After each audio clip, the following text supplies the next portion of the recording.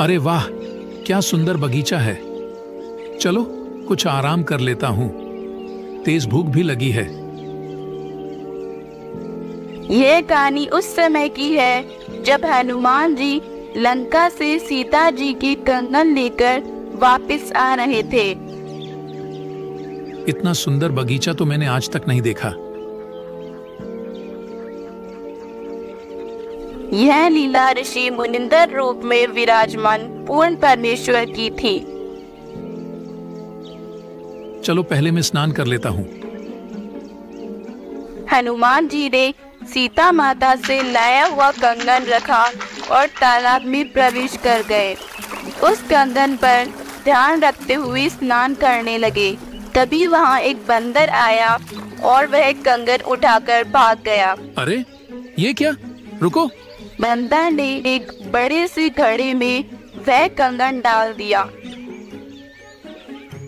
हे भगवान, चलो यहाँ से तो निकाल लूंगा। अगर समुद्र में पटक देता तो नाश हो जाता।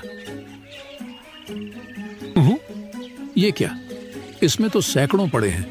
जो मैं लेकर आया था वो कौन सा है?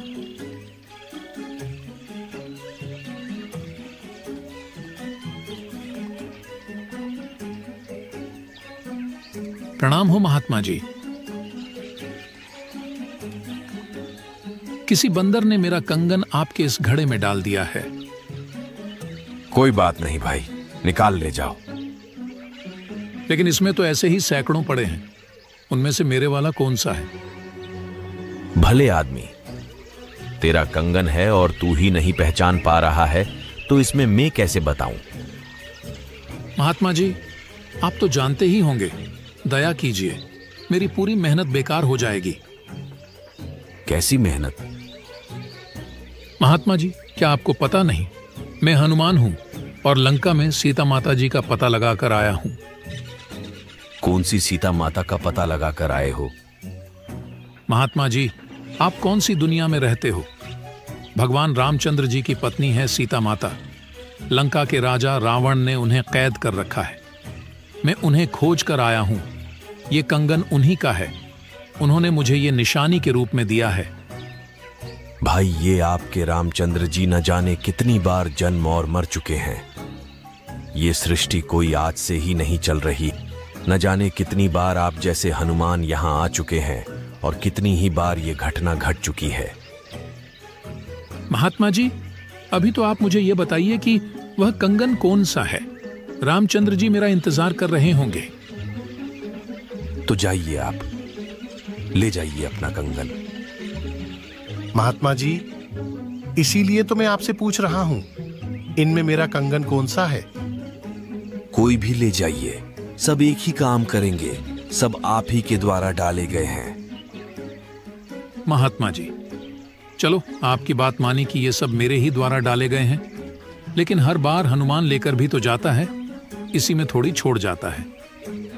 हाँ, लेकर भी जाता है, लेकिन इस घड़े में ऐसी शक्ति है जिससे कि इसमें कुछ भी डालो तो वह समान दो में बदल जाती है।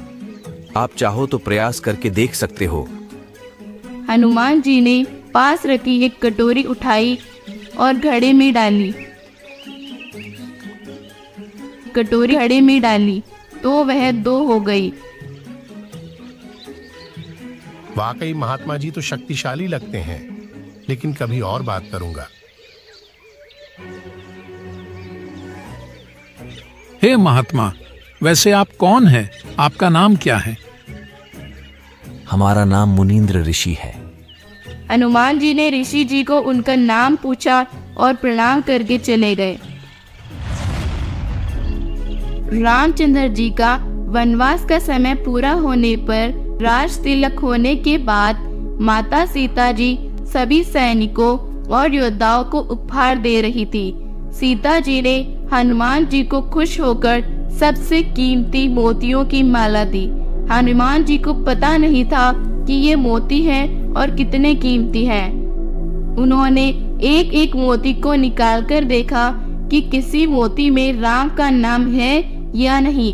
उन्हें एक भी मोती में राम का नाम नहीं मिला तो सभी को फोड़ रहे थे। कुछ देर बाद सीता जी वापस आई तो हनुमान जी की हरकत पर सीता जी को गुस्सा आ गया और कहा कि तुम रहोगे बंदर के बंदर ही। तुम्हें पता भी है ये कितने कीमती मोती हैं। तुम्हें तो जंगल ही शोभा देता है। हनुमान जी को बहुत बुरा लगा और मायूस हो गए। माता जी, मुझे इन मोतियों से क्या काम था? मैं तो ये देख रहा था कि इनमें किसी में राम का नाम हो तब तो मेरे काम के हैं, वरना ये कंकर मेरे किसी काम के नहीं है। सीता जी के इस बर्ताव से हनुमान जी अयोध्या नगरी से चले गए और जंगल में एक पहाड़ी पर जाकर बैठ गए।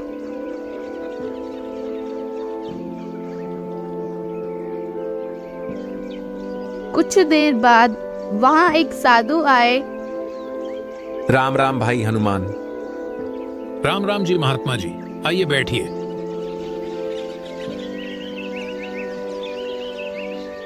और सुनाओ हनुमान।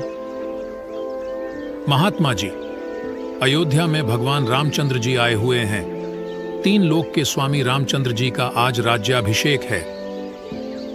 भाई हम तो उस राम के भक्त हैं जो कभी जन्मता मरता नहीं, वो मां के गर्भ से नहीं जन्मता।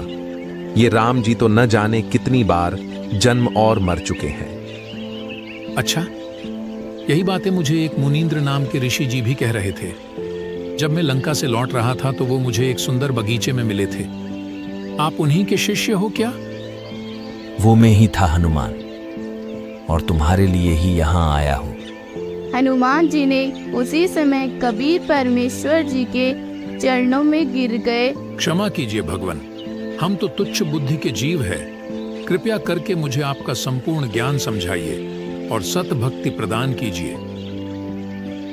ऋषि मुनिंदर जी उन्हें पूर्ण परमेश्वर की जानकारी देने लगे और कहा कि देख लिया इस दुनिया का स्वर्ण। अगर आप जैसे योद्धा न होते तो श्री राम जी का युद्ध जीत पाना संभव नहीं था, लेकिन फिर भी इन्होंने आपके साथ क्या किया। हनुमान जी को परमात्मा की सब बातें समझ आ रही थी। हनुमान जी ने ऋषि जी से सत्य भक्ति ग्रहण की और उस आदिराम सनातन परमात्मा की भक्ति करनी प्रारंभ की। इस प्रकार